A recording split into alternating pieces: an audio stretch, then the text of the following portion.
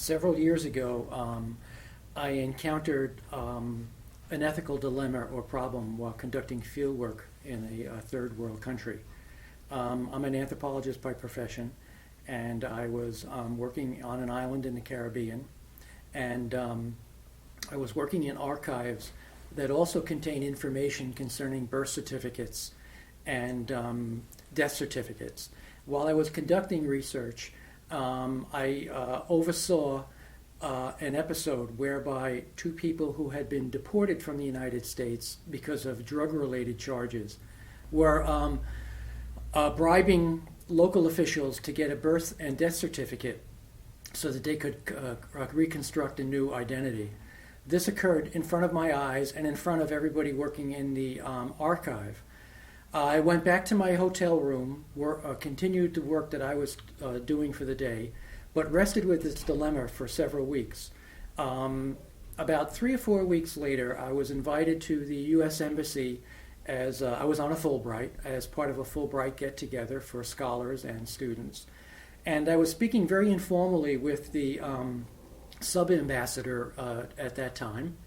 And I presented to the sub-ambassador this particular issue, informally, about what it is I should do and what I shouldn't do.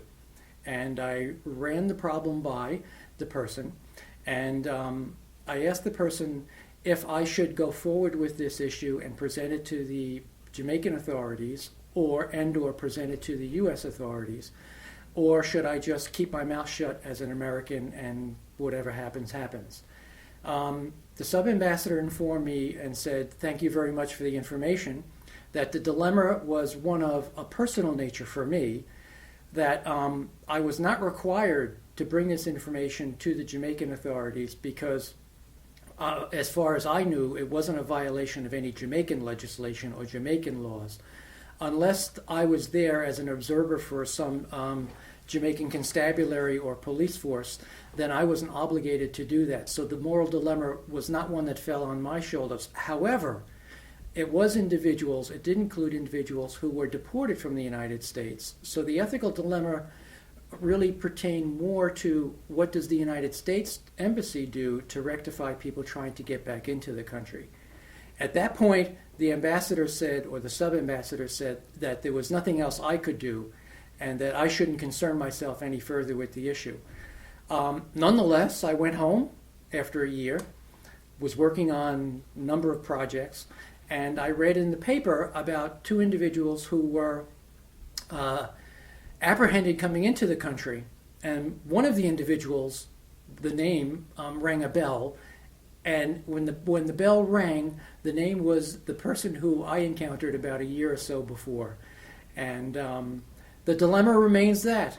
What do we do as professionals and scholars? Do we intercede, or do we turn our eye away and throw our hands in the air and shrug? And that's my dilemma. This is a postscript to the previous recording.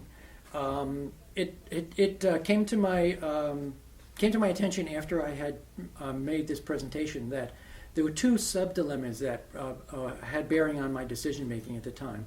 The one has to do with if I did say something to the embassy officials at the time I observed this encounter, the issue came into my mind, would I be jeopardizing my ability to work in those archives? Because after all, the thought ran through my head that if these individuals were doing something that was not above board, then they would know who informed on them, and I would not be allowed to continue the work I was doing.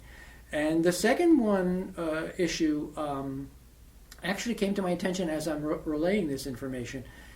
That is, in the informal discussion with the ambassador, I did mention the names of the two individuals, and it just dawned on me that how would they know when they came back into the country who they were, unless they had those names?